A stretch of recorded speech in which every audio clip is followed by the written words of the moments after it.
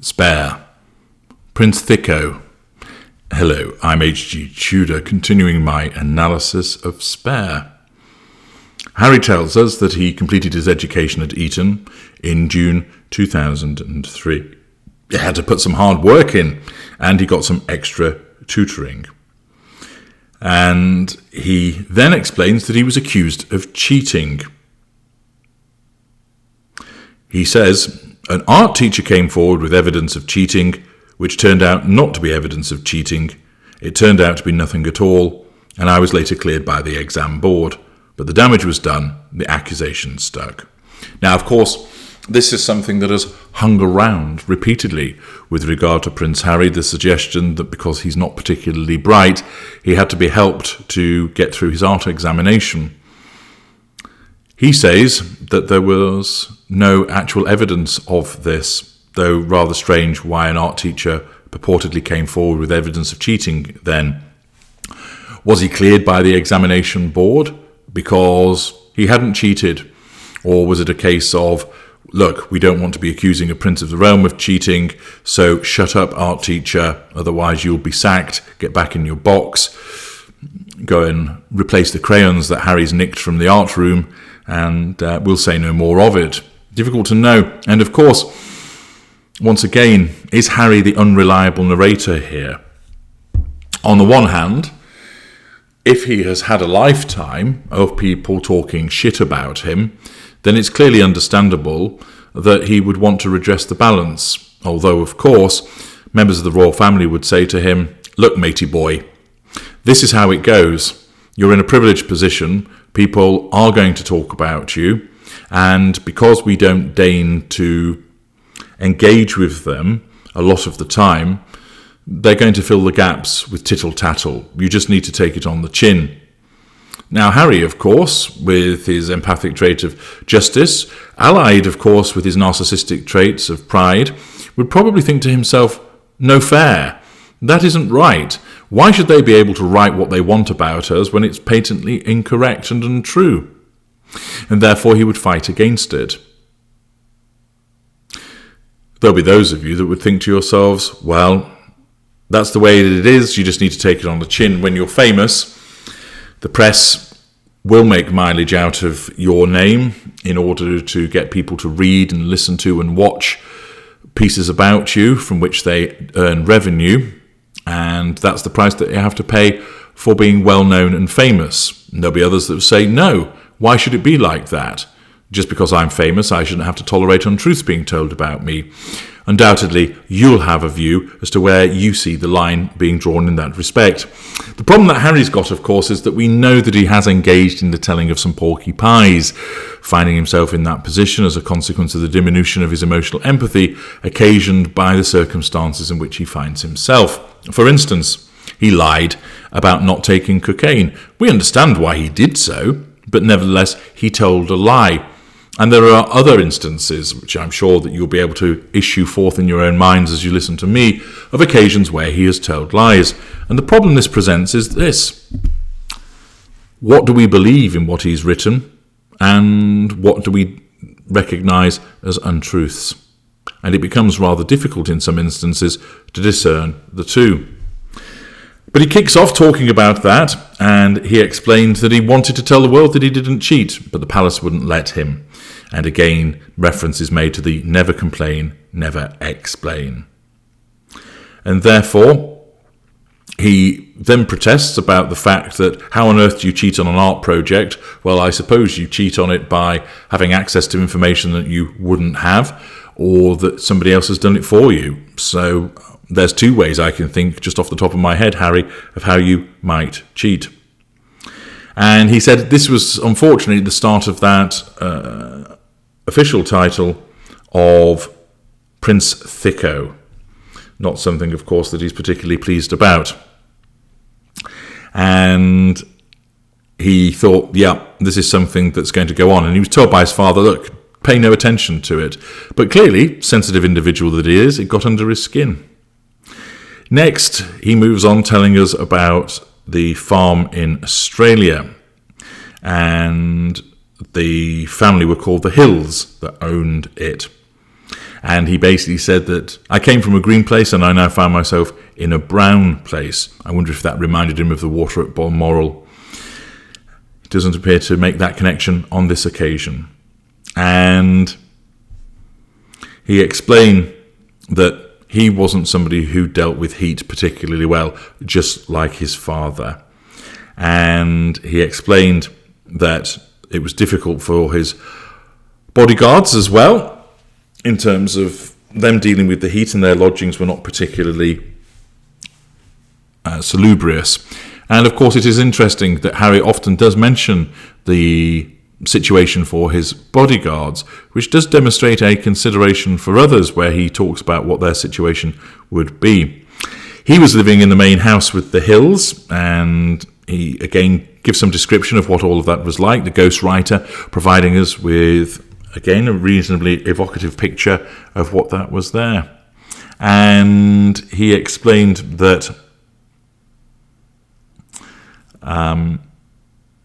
the lady of the family was very good friends with his mother. In fact, both Noel and Annie, Mr. and Mrs. Hill, had been very good friends. Apparently Annie had been a flatmate of Diana's. So again, there was another connection there. He explains that Annie wanted to talk about his mother, but he didn't want to. And so he would just search for anodyne topics of conversation. That has to be the ghostwriter's influence there. I can't think that it was a phrase that Harry would come up with, but he said he couldn't think of any because the heat was already impairing his cognitive skills. Oh dear, the cognitive skills weren't great to begin with, and he's not doing himself any favours here, as he's admitting that he couldn't even make some small talk.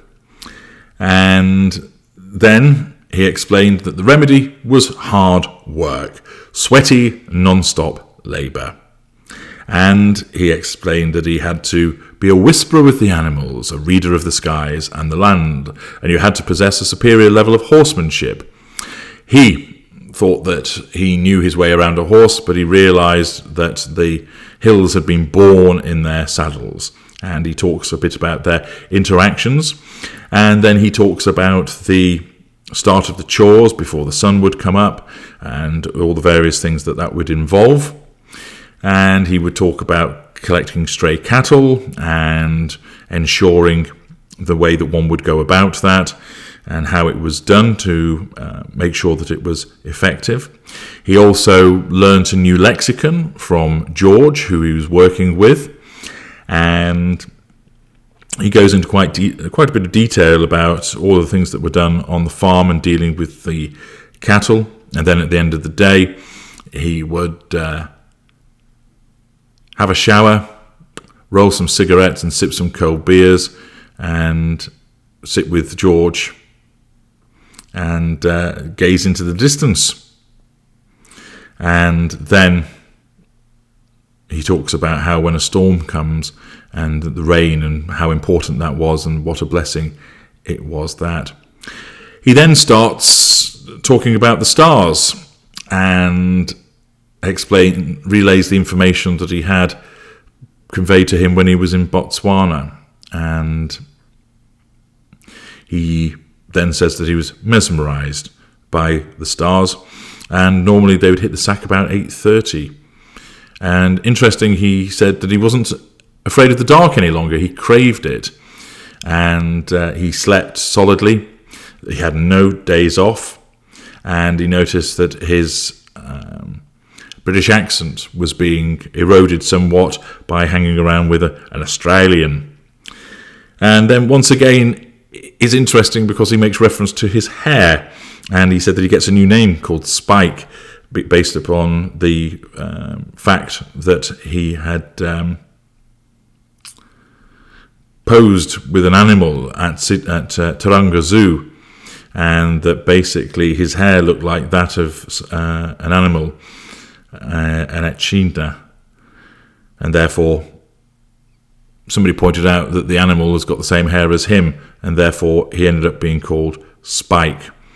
So he explained that he had another new nickname. So when he wasn't Haz or Baz or Prince Jackaroo or Harold or Darling Boy or Scrawny, which was a nickname given to him by some palace staff, he now became known as Spike.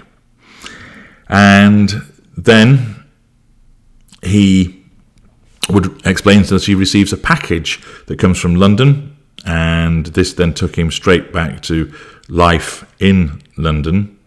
And there'd be letters from his father, office paperwork, some briefs about charities in which he was involved, all stamped, attention, HRH Prince Henry of Wales. And then there were, he then explains about how one day there was a series of memos about a delicate matter. Mummy's former butler, which of course is Paul Burrell, had penned a tell-all, which actually told nothing. And he says, it was merely one man's self-justifying, self-centering version of events. My mother once called this butler a dear friend, trusted him implicitly. We did too. Now this, he was milking her disappearance for money. It made my blood boil. I wanted to fly home, confront him. Now, it's quite interesting that he reacts in such a way in relation to Paul Burrell talking about his mother and how he's milking her disappearance. Well, what have you been doing, Harry? Repeatedly throughout the book, you milk your relationship with your mother, talking about the fact that she'd gone and the impact upon you, etc. Now, you might say, well, yes, she's my mother, so I'm allowed to do that. But then also, Harry, you have been milking the fact that you're a member of the royal family. And you've been milking the fact of perceiving yourself as a victim, aided and abetted and encouraged and placed in that position, of course, by your narcissist wife. Again, he fails to see this, and it's demonstrative of the bubble within which he operates, that he describes Burrell in this way, but can't see that he engages in very similar behaviour himself. It's clear that he enjoyed Australia, that the tone of the recollections there are one of hard work, but honest hard work that made him feel like he got some purpose, and that he was enjoying that, the routine, the discipline of each day causing him to have to deal with certain things. And it's also interesting because it demonstrates that when he's faced with that, he knuckles down to it. He gets on with it. He shows that he can be industrious. And there's no evidence to suggest that he was lying around telling everybody else to do the work whilst he just smoked roll-ups and drank beer. He clearly was involved in the hard work of it all. And it's evident that for Harry, as we can see, he's not an academic individual by any stretch. Prince Thicko, as has been described as. But when it comes to getting his hands dirty, he's not afraid to do so. And obviously we see more of that when he was in Africa, for instance. But it shows that doing the practical stuff is something where he feels at home. And notice, of course, where is he now? Well, he has to go to the UN and make speeches, or involve himself with Better Up, or accompany his wife to one of her boring speeches. No mucking in, no rolling up his sleeves, no getting down amongst the cattle, no going through the dust of Afghanistan, none of the open velds in Botswana or Lesotho. It is a completely different world for him. And whilst he might not have been 100% comfortable with his life in Britain, going to the United States and being forced to try and kowtow to various institutions and work alongside them and be involved with the A-list, although of course they've largely turned their back on them, isn't naturally a place for him. Not that his wife cares, because she has no emotional empathy for him. What's becoming clearer as one reads through this is that Harry is somebody that wants to be down amongst the dirt. He wants to be doing things.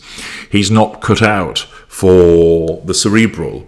He wants to do things with his hands. He wants to ride horses and corral cattle, and he wants to march through the dust, and he wants to build wells in Africa, etc. He wants to be the doing, and that where he's directed and he has a physical task, I think that evidently provides him with some kind of sanctuary that it takes over so he doesn't have to think too much. Now, thinking, of course, isn't his strongest suit, but the clear impression I gain from all of this is that this is where he feels at home. And one wonders if he, of course, had decided to leave Britain and went to Africa, he probably would be far happier. Of course, that was never going to happen because his handler would never let that occur. But it is interesting the impression one gains from the way that this is described, and of course the way that he just gets on with these things. It's quite clear that the world that his handler has taken him to, not only being alien to him as a whole, but it's just one that he's not suited to, which is demonstrative, of course, of her absence of emotional empathy and always putting her interests ahead of his. I'm H.G. Tudor. Thank you for listening, and we will then move on as we encounter one of his girlfriends in the next video.